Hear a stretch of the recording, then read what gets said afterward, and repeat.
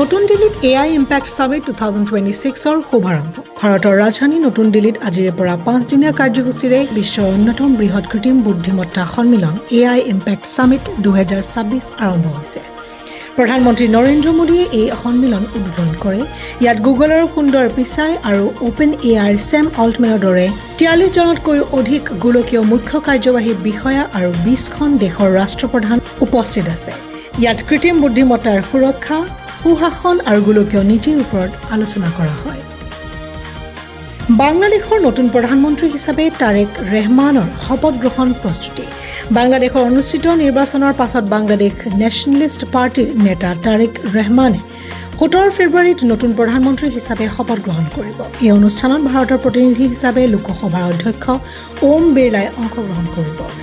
এইবাৰৰ নিৰ্বাচনত সংখ্যালঘু হিন্দু সম্প্ৰদায়ৰ 4 গৰাকী সদস্যই সংসদলৈ নিৰ্বাচিত হৈছে যিটো সুবুৰীয়া দেশখনৰ ৰাজনীতিত এক বিশেষ ইতিবাচক পৰিৱৰ্তন হিচাপে বিবেচিত হৈছে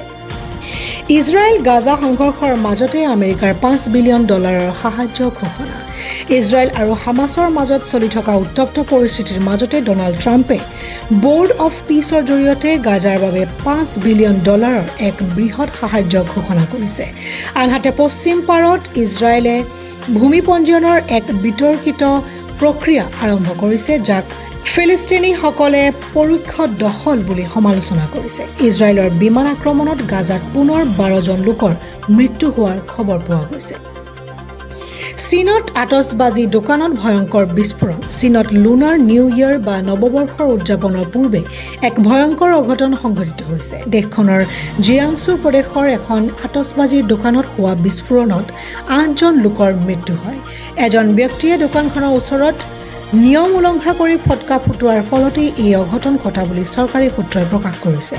এই ঘটনাৰ পিছতে সমগ্ৰ চীনতে আতচবাজি বিক্ৰী আৰু ব্যৱহাৰৰ ওপৰত অধিক কঠোৰ নিৰ্দেশনা জাৰি কৰা হৈছে T20 বিশ্বকাপ পাকিস্তানক পৰাস্ত কৰি ভাৰতে সুপাৰ 8ত প্ৰৱেশ কৰিছে শ্ৰীলংকাৰ কলম্বোত অনুষ্ঠিত T20 বিশ্বকাপৰ এক হাই ভল্টেজ মেচত ভাৰতে পাকিস্তানক 61 ৰানত পৰাস্ত কৰিছে ঈশান কিষাণৰ ধুমুহা সদৃশ 77 ৰানৰ সহায়ত ভাৰতে এই বিজয় সাব্যস্ত কৰে আৰু সুপাৰ 8 পৰ্যায়ত নিজৰ স্থান নিশ্চিত কৰে খেলখনৰ পূৰ্বে দুই দেশৰ অধিনায়কৰ মাজত কৰমৰ্দন নোহোৱা বিষয়টোৱে ক্ৰীড়া বিশ্বত বিশেষ চৰ্চা লাভ কৰিছিল দেশৰ লগতে বিশ্বৰ আন বাতৰিৰ বাবে চাই থাকিব ৱৰ্ল্ড প্ৰগ্ৰেছিভ নিউজ